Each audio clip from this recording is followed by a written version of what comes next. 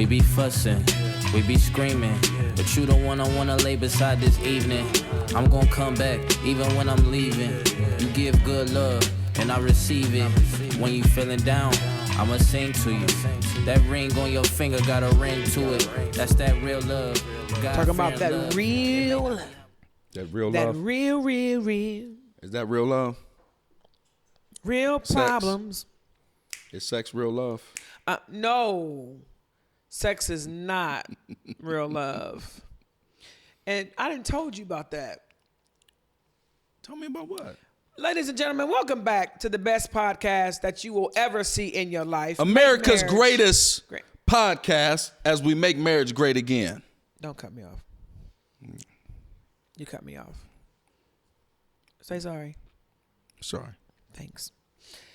Welcome back to the best podcast in the world, Make Marriage Great Again.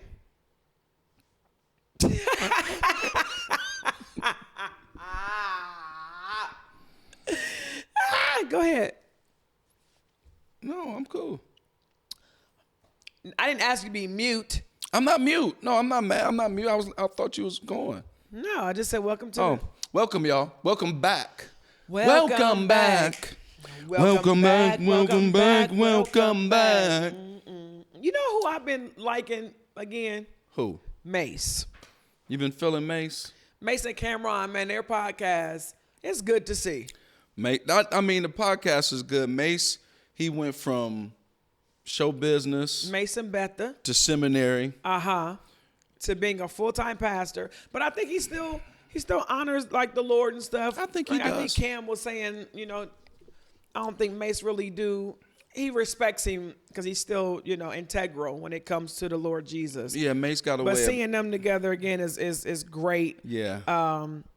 Seeing them rekindle their, friendship from back in the day is great. Yeah. You got to fight for stuff like that. Yeah, and hearing how they beefed out and what happened. Yeah. You know what I'm saying? Hearing the real. Yep. And then now seeing they back.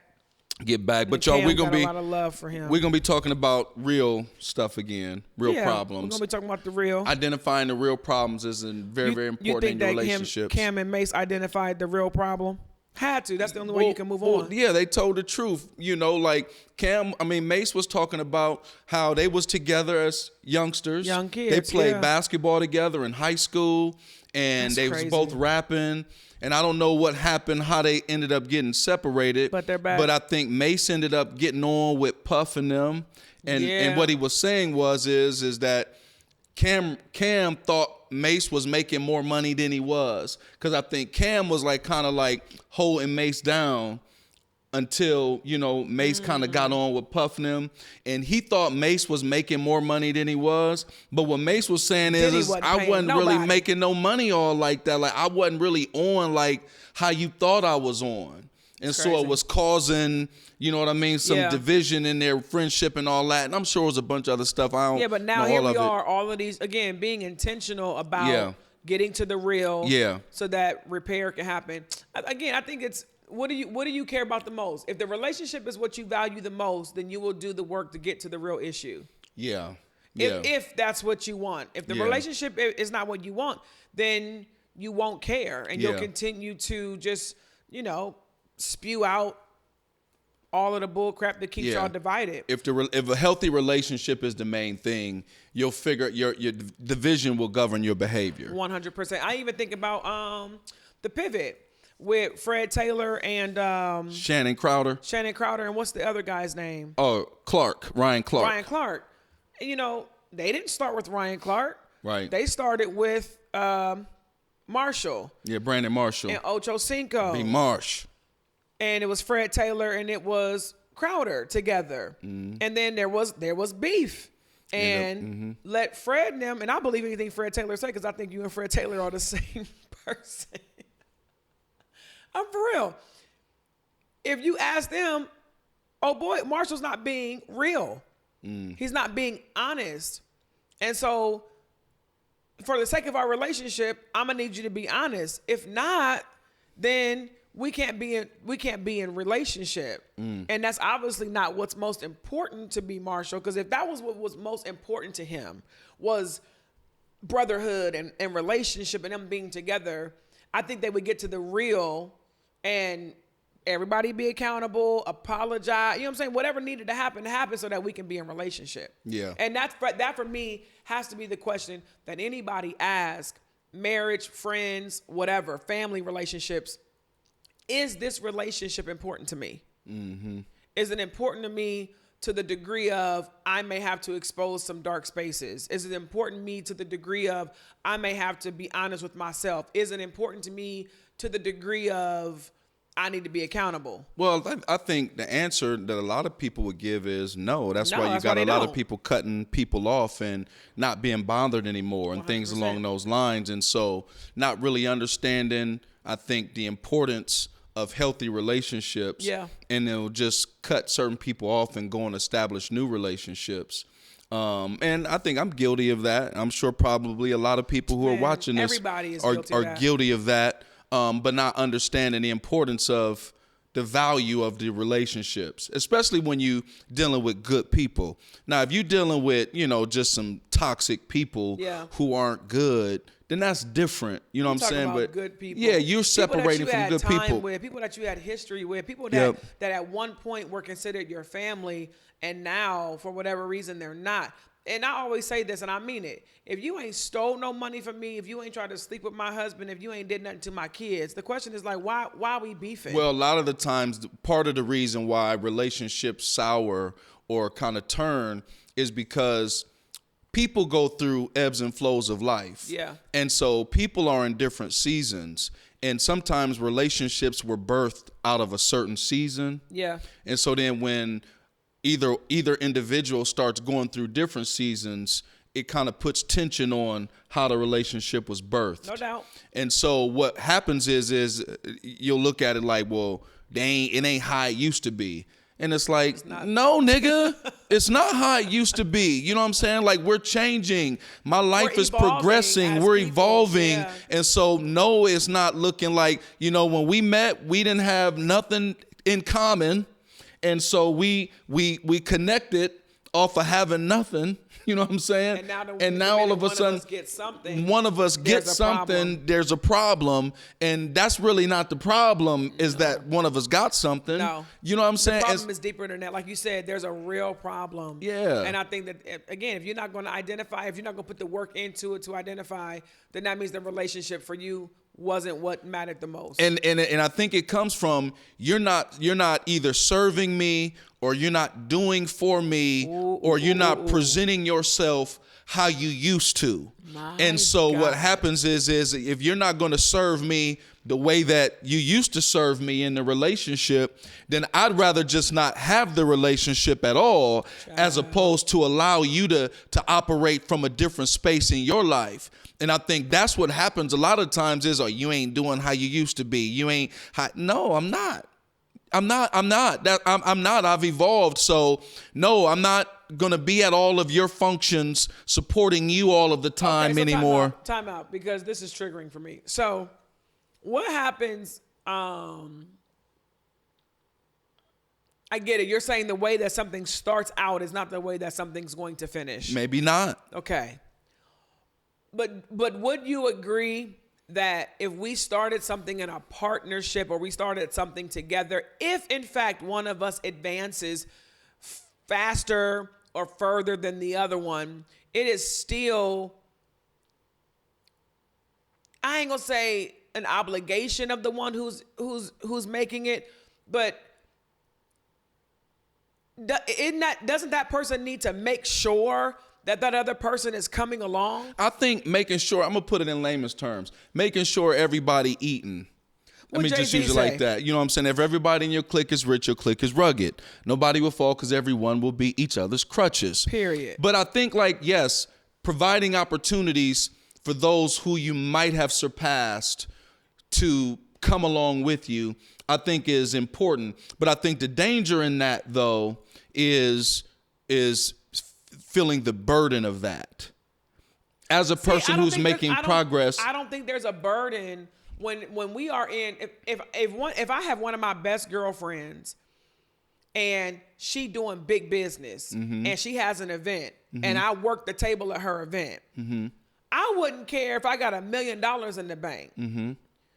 I know I don't work for her, but that's my, you know what I'm saying? Like, I think what happens is people get big or people get money or people get status. And what happens is they can take on the attitude, I don't work for you. Well, it's like we're in a relationship. But I don't mean like that, though. How do you mean? I mean like this.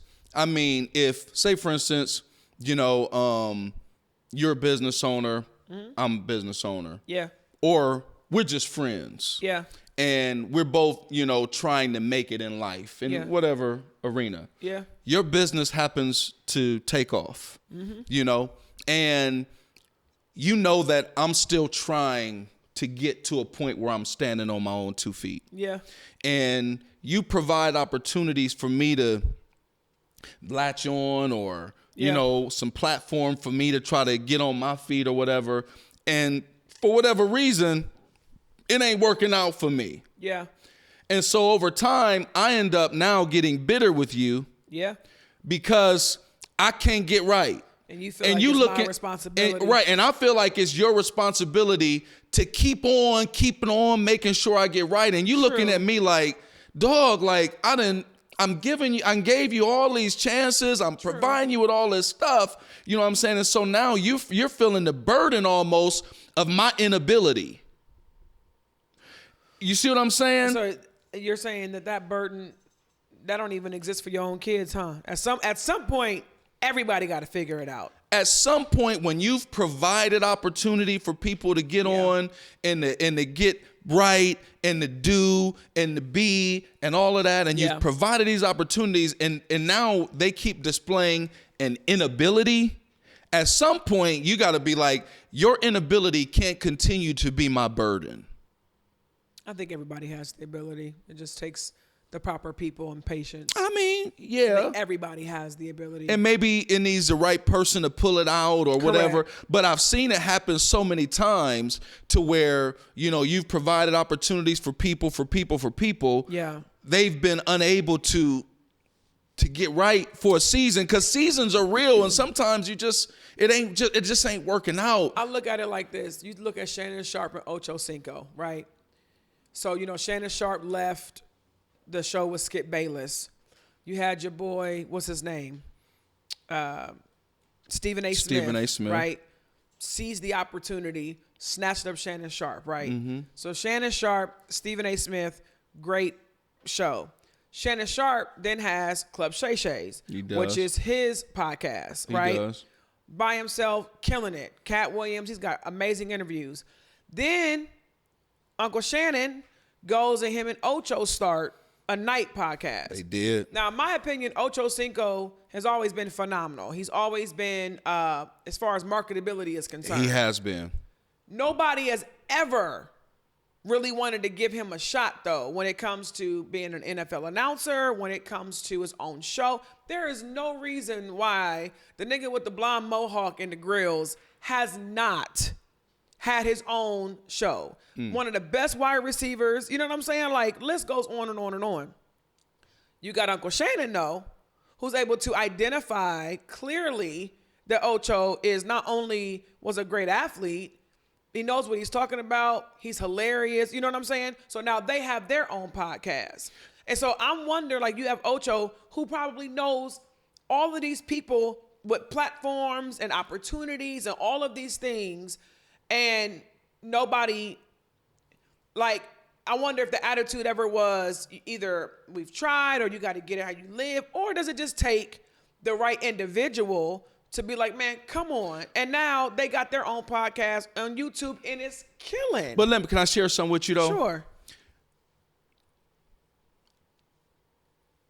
Personally, I don't feel like Ocho has what Shannon Sharpe has, as far as speaking and that type of stuff. I don't think he has quite what Shannon Sharpe. So I think Ocho is better together. 100%. And so I think, like, people have given Ocho an opportunity to come be a part. He was a part of Brandon Marshall's, and I feel like he was making the show. He's better at that role than being the yeah. And that's what I mean, though. I mean, a lot of the times, I don't even know if people are paving ways and opportunities for people to be in opportunity or on supportive roles. And then on the flip side of that coin, people who are really just great number twos are not ever satisfied at a number 2 seat. They want the number 1 seat, and then they miss their opportunity. Yeah. I agree 100%.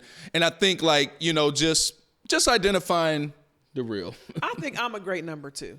I think you're a great number 2. I think you're a great number 1 as well. I'm a great number 2. I think about our situation. I think I'm a great number 2. Yeah, I think you're a great number 2, great number 1. I think both of us have number 1 and number 2 characteristics. For sure. You know what I'm saying? Yeah. I think we both do. There's some things where I feel like I'm better at a number 1 than you. There are some things I feel like you're better at a number 1 than me. Yeah. I feel like it's kind of like, you know, yin and yang. For sure. You know? And I think it makes... When you're able to do that, you're just extremely successful. Shout out to Uncle Shannon and Ocho. Yeah, y'all dope. I think it's and the Pivot and all of these other podcasts. When you see things are successful with either 2 people or multiple people, it is because, and they call it chemistry. Yeah. And for me, it's chemistry, but people. They know the order. They know what it is. There's no ego. There's none of that. People are able just to operate in the vein that they are the best in. Yeah. So I mean, you know, what we really talking about though? The real problem? Yeah. What we talking about? The real problem? The real problem is y'all not having enough sex. That's the real problem. So wait a minute. So we talked about David. Go ahead. The whole thing. So we talked about all of that to tell the And the whole problem is y'all not having enough sex. So wait a second. Wait a minute. Mm-hmm. Why do you feel like the sex piece is so important? Because that's the real problem. When you are married, the real problem is the penis is not going in the vagina. Oh, here we go. Listen to what I'm saying. When you are not having enough sex, y'all beef out. Y'all argue. The way that nigga Chew get on your nerves, you know. And so you think them coming together sexually will alleviate some of the tension? I'm telling you, it's the truth. David, am I lying? David, no, I'm telling the truth. David didn't even answer. He stayed on his phone. He's staying out of that situation. Listen, I know this is from what I know. From experience? From experience. Julius and I, we got married. We had King. Boom. I was pregnant with King when we got married. King was 2 months early. We got married in February. This little nigga came May. He was in the NICU for 30 days. Lives was turned upside down. We were still having great sex. We got pregnant with Zion. Boom. We were still having great sex, even pregnant with Zion. We had to Google some positions and figure it out. Bought a house. Shut up, David. Bought a house. Started a business. Then we started a church. And I think we kind of was floating through life, overcoming huge obstacles. It was like, I think about like a wide receiver or something, you know what I'm saying? Or a running back. We were able to dodge a lot. Then the church came, and then the management of people came, and then the weight of that came down. And if I can be honest with y'all, our sex life went from this young teenage love affair sex life, and we wasn't young teenagers when we met. We were in our 30s. We didn't get married. I didn't get married till I was 30, 31. It brought our sex life to like a complete halt because we had to manage people. Now, it didn't go to no halt now. I was still hitting that. All right. Compared to what it was all young and free and 2 o'clock in the afternoon and let's hurry up and, you know what I'm saying? Just spur them up. Life happened. And it was a rough 2 years because we were not having sex. Well, and that was the real problem. So here's where it gets even trickier. It gets even trickier because we're not having sex, which means we're not connecting, and sex is emotional for me and really not that emotional for him because he's a guy. And so then you add that into the equation of I'm not connecting, but we need to connect. And we need to connect, but now I don't want to connect. So even on the opportunities that it's the kids ain't home or supposed to be a date night, now the emotional elasticity, I just made that up, Now it's spread thin. Why? Because there's no connectivity. It is scientifically proven that human touch can basically, boost endorphins by like 300%. And so y'all not having enough sex. So, and I think part of it is because the affairs of life start becoming more important than connecting. Not only that, there's real problems that's preventing them from having a lot of sex. But going into the real problems, we will use the kids, we'll use life, we'll use job and businesses, we'll use church, we'll use all of these things. But those things do overshadow sex. And this is why. It's because it's in the middle of all of that stuff where situations occur that make you not want to connect. And so, which was our issue. Us starting the church and dealing with people, and then the way that I was managing Shantae, we talked about it in the other podcast. Yeah. I'm results driven. And so I'm looking for the results at the end of the day. Bro, this guy would come to me and be like, is so-and-so done? And I would say, no, why not? And so later on, he would want some. And so for me, impossible. And so here's the deal. What she wanted from me was she wanted some empathy in the middle. And what I wanted from her was some results. No, you wanted the middle, and I wanted empathy in the middle. No. Right. So I'm saying you wanted empathy from me in the middle, but I wanted results. And so in my mind, you ain't giving me results, so bunk you. And in her mind, you ain't giving me empathy, so bunk you. And so we both saying bunk each other because we're not getting what each other wants. But here's the difference. At the end of the day, at night, it wouldn't matter what results he wasn't getting. He was still trying to clap cheeks. Yeah, and I was clapping cheeks too, and she just didn't want to sometimes. And I clapped anyways.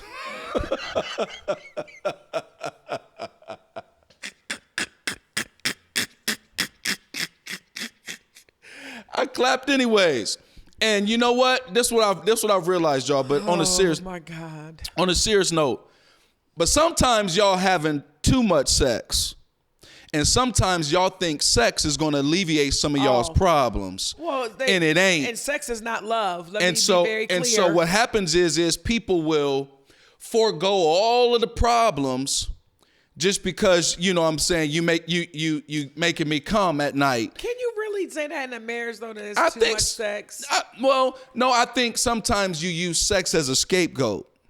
Because people do it all the time. We talked about it a little bit, but we were just playing. Some people get in arguments just to have sex, and then you think because you had sex, it's alleviating the reason why y'all was arguing. And it's not. We still need to revisit the real. And it's not. But I do believe there's a lot of issues because they're not connecting. Yeah, I think. I looked on Google. You can Google it right now. The average American couple has sex once a week. Probably less than that. It depends on which demographic you are. Right. If you're a baby boomer, y'all ain't even boning no more. Wait a second. For real. That's what it's saying. Like they ain't hardly even having sex no more.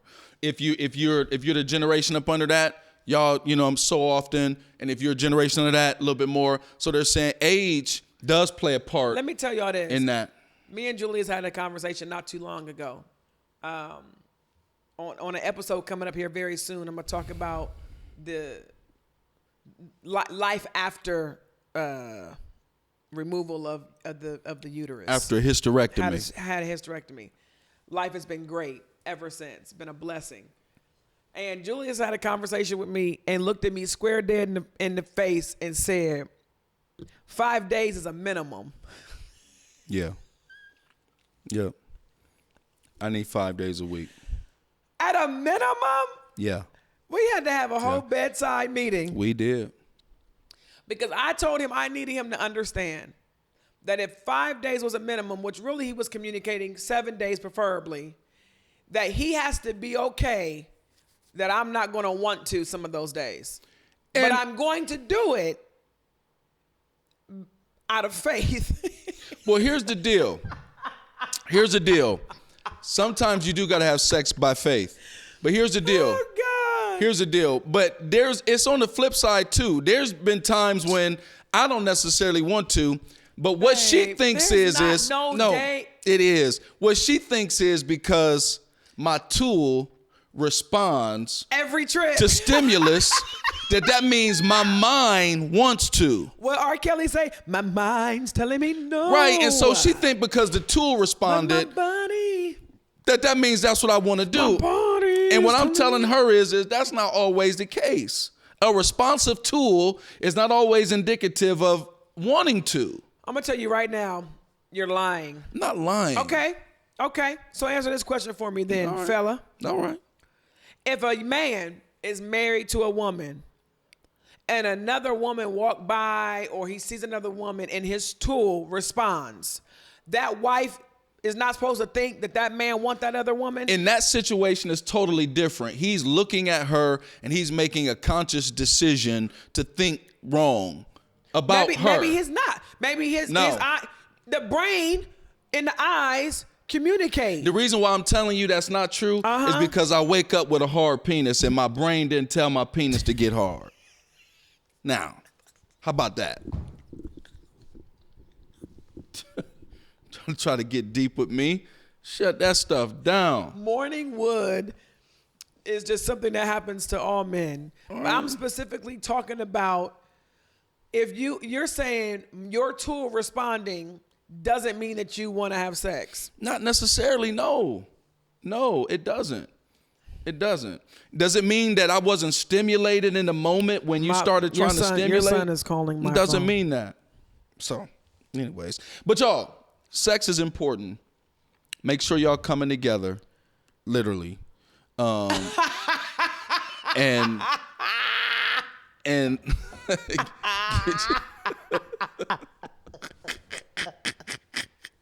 I'm sorry. That was just too perfect. I'm telling y'all, it is important, man. If you are not having enough sex, y'all will be beefed out. Yeah. And then you get into like this, then y'all be so beefed out, and then you just don't want to come together, and then it'd be a month, 2 months, 3 months, 4 months. I'm for real. You have people who are in sexless marriages. You have people who are they won't come together, and then the gap. I mean, I've seen it in church. You people who miss 1 Sunday, 2 Sunday, 3 Sunday, 4 Sunday. Next thing you know, they 3-4 months out. And then the perception is whenever I see them or encounter them, they think that they're too far gone to come back. Yeah. And it's like, you're not. So listen, if you've been in your marriage and you haven't been having sex, you're not too far gone. Hop on it. Going ahead and come together. Ride them, cowboy. You know, do the things that's going to make y'all want to go ahead and get some aphrodisiacs. Get busy. You get feel some me? Dark chocolate, some lingerie.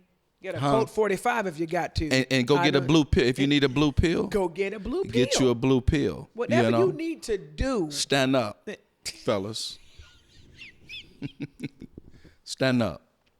Stand on business, Stand up. Stand on business. Stand up.